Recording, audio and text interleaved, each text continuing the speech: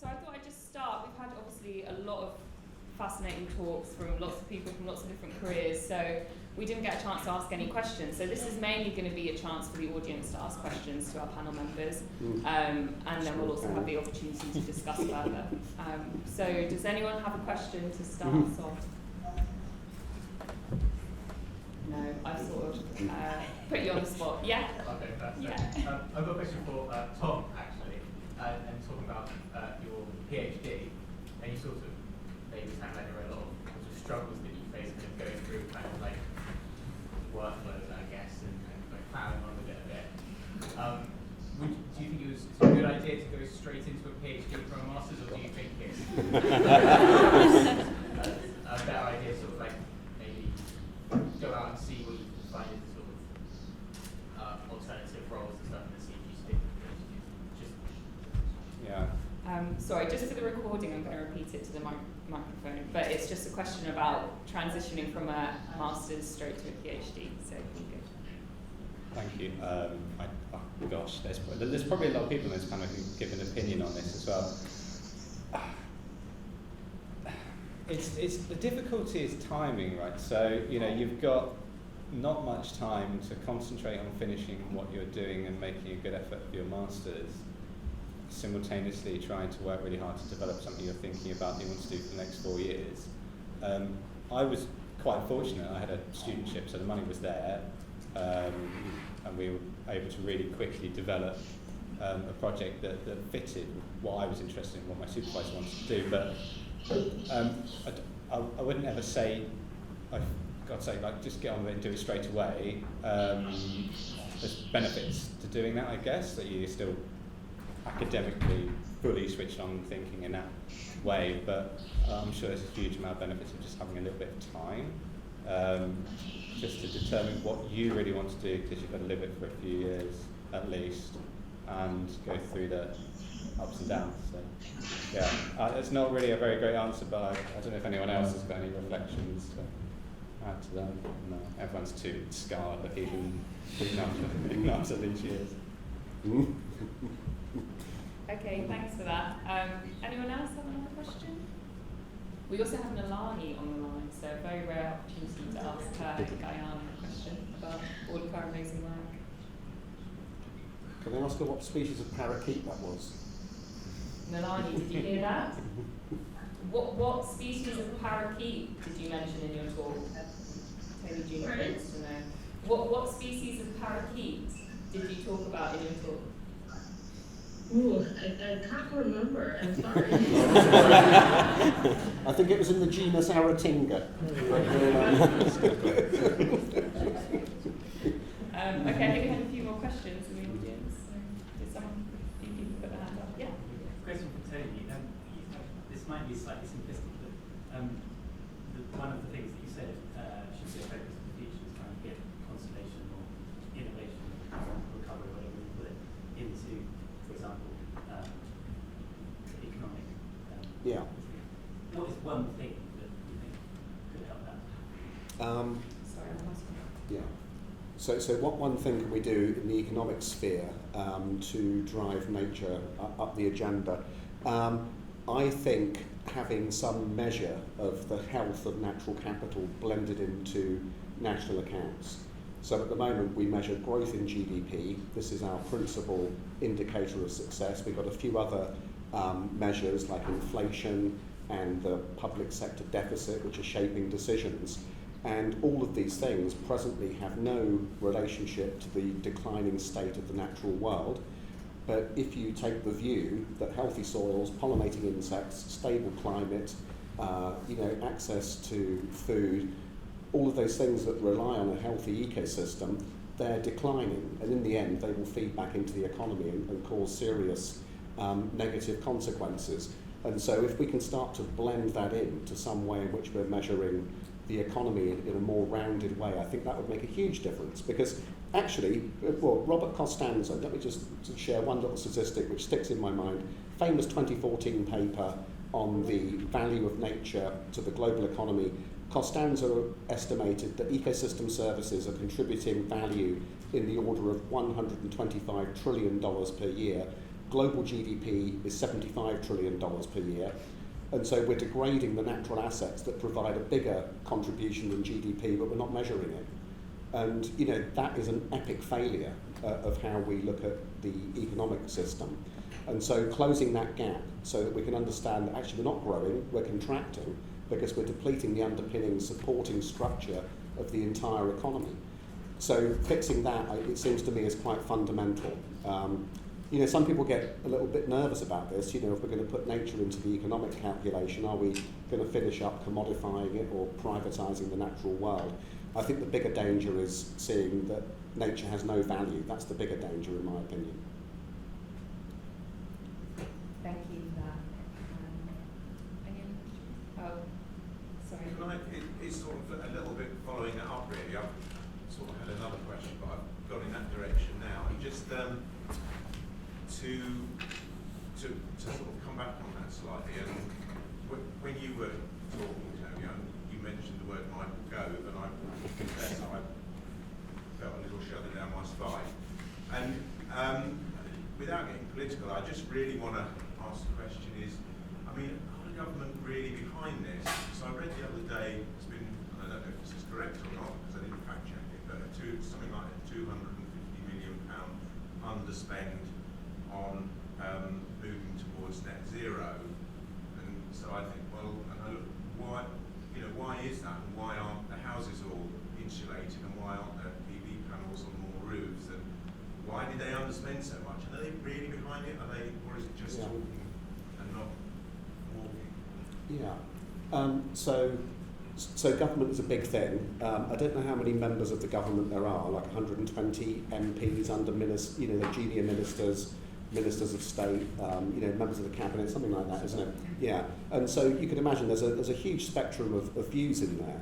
But if you look at what has been happening over the last few years, including the natural environment, what do they call it, 25-year plan on the Environment Act we just had, the net zero commitments, various new tools coming through on biodiversity net gain, on the nature recovery agenda, which is currently a green paper.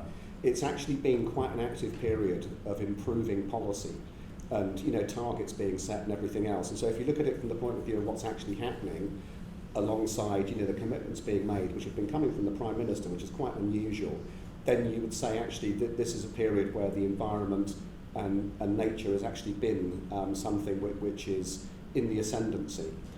So I think that's what I would say, and I've been an observer of these things for quite a long time, and would say that the moment we're in is actually quite a dynamic one with quite a lot of commitment behind it. Whether that's the entire government is a different matter, but I think you can see that there has been quite a lot of progress, and I think part of it is down to this narrative shift. I think there has been an understanding that if you don't fix climate change and don't start to repair the natural environment, it's going to have social and economic consequences. I think that piece has begun to bite. Everyone takes their political view, have a look at the other parties. What are you seeing coming from Labour or the Lib Dems at the moment? Open question. Do you see more leadership there? Or is there potentially a rollback of some of these policies on the farming side, for example? We're the first country in the world to shift farming subsidies from area payments and into nature recovery. I've been talking about that for 30 years, and it's actually happening now. Might it be the case that other parties would want to go the other direction? I don't know the answer to that. But I just encourage everyone to keep an open mind about the political and policy space, because surprising things can happen. Nothing more surprising than my appointment. Thank you. And just a reminder that any speakers feel free to jump in if you have extra comments. Well, since you heard this afternoon how entwined Tony's career and my career have been, I think it's important to offer an alternative view here. Really important to do that. He's also sort of partly in government, so he's got to say what he just said. Where I would agree with Tony is I think there's been some really good thinking from government over the last few years on this. And yes, some of the thinking around public money for public goods in a transition for agriculture, so that where public money subsidies are being used, now, rather than to pay farmers just to produce food, but to deliver public goods like nature recovery, that's good. Good thinking behind the 25-year environment plan, good thinking behind lots of things. Where I see we're not seeing a delivery at the moment is in the implementation. You know, it's very easy for governments to come out with the thinking, but we're not seeing the sleeves being rolled up and delivering on the ground at the moment in the way that I think we should, and that's a real problem. You know, we've got these clear targets to put nature in recovery by 2030 in this country and rebuild our natural infrastructure. If we were hosting the Olympics in 2030, we would have a very clear project plan with Gantt charts about how we're going to deliver this infrastructure. And if we miss some of the milestones along the way, government would ramp up and take whatever steps are necessary to rebuild that, to build that infrastructure in time for the Olympics in 2030. We need exactly the same approach with rebuilding our natural infrastructure in this country. We don't have that at the moment. We really have a bit of a crisis in seeing the kind of implementation on the ground that's needed.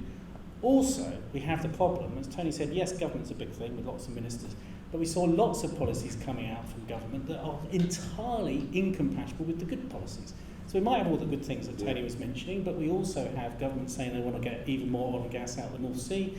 We have, as you rightly say, complete failure by successive governments to do anything sensible or useful around energy efficiency, and the government's recent statement around energy was completely topsy-turvy, back to front, you know, putting nuclear first and energy efficiency barely got a word. So that's no good. And then, don't even get me started on trade, you know, trying to rush around the world trying to get secure trade deals which will will essentially undermine higher standards by UK farmers here. So there you go, I just thought it's my job to counter off you His Majesty's opposition. So you saw I was nodding at Yeah. points. I'm not supposed to. I'm not supposed to. A question from Jack at the back.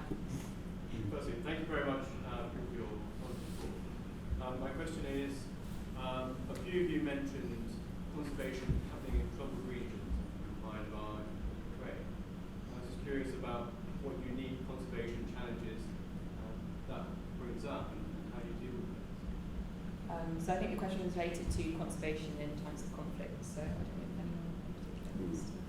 Yeah. Thank you. Yeah, well, it starts with war and conservation is not good. You start with that. And actually, the thing that I've been experiencing, trying to support our partner in Ukraine, half of whose staff have left, some have had to take up arms, is just the incredible solidarity amongst others. So within the horrors that are being inflicted by Russia on the Ukrainian people, I'm seeing our small community of nature conservationists in the border countries taking in refugees, completely readjusting their strategies, and thinking about how they're going to drop everything to help these people. So on the one hand, there's this incredible human-to-human solidarity, which is just extraordinary. But the horror of what's happening to the people is, of course, matched by the horrors of what's happening to the environment. And we've been trying with our partners to try and document that and talk to WWF, FFI have convened the big NGOs to talk about this, and to try and document what's happening, and to try and make sure that the day when the hoped for reconstruction comes, that nature is part of that reconstruction. So I'm seeing solidarity amongst the BirdLife family, I'm seeing solidarity amongst the international conservation community, and hopefully we can have that with the development community as well. So out of the horror, hopefully something good will come. And sadly, there are 19 wars going on in this world at any one now. And so I'm talking about Ukraine, but we've had the same experiences in Syria and of course elsewhere in Africa. So we learn as we go, if the solidarity is there, I think we can do good. Yeah, just to add, I think, so we don't work in Ukraine, and I'll get to Myanmar in a moment, but just on the Ukraine situation, we do have terrestrially focused projects in Kazakhstan and some of the neighbouring countries, and there's obviously the horror in Ukraine, but then there's all the additional impacts of the refugee movement and migration on the neighbouring countries. So we can't give up. We need to keep finding a way to make things work in the best way for conservation and the people that are being impacted. I think from the Myanmar side, FFI doesn't shy away from engaging in those kind of places. Obviously Myanmar's not been that democratic for all that long, and then this recent change has not been helpful. But we have been able to keep working. We've kind of changed the way we work, so we're not engaging with the government, we're not showing support to the government, but our staff still want to work, they want a job, they're passionate about what they're trying to do, so we can't just pull out and say, right, that's it, we can't work with this government. We find a way to navigate that situation. So we're still able to engage with the communities and help set up locally managed marine areas that don't involve government designation, government support. So creating alternative ways to achieve conservation progress on the ground. Thanks so much, both of you. Any other questions? Everyone? Yeah. Yeah, sorry. I've questions to the panel really. I don't. Probably everyone might have something to say on it that's equally valid, but it's about as as environmental scientists, we obviously we study environmental science and conservation or aquatic science, and we develop a special sort of knowledge or understanding, and then you by default you become an environmental campaigner. You have to, because you see what's happening with the the natural world. And so just really what my question is are we as environmental scientists doing enough to get the message across to other powerful partners, such as, for example, in the arts or the social sciences or health, particularly to the United States, and see there's a lot of collaborative art science project and campaigning that goes on there.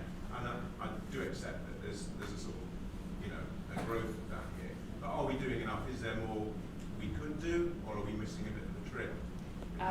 Yeah, definitely. So I think that was the theme of many of the talks today, sort of a question of, as environmental scientists, are we doing enough to get the message outside of the environmental science world? But so also to draw in and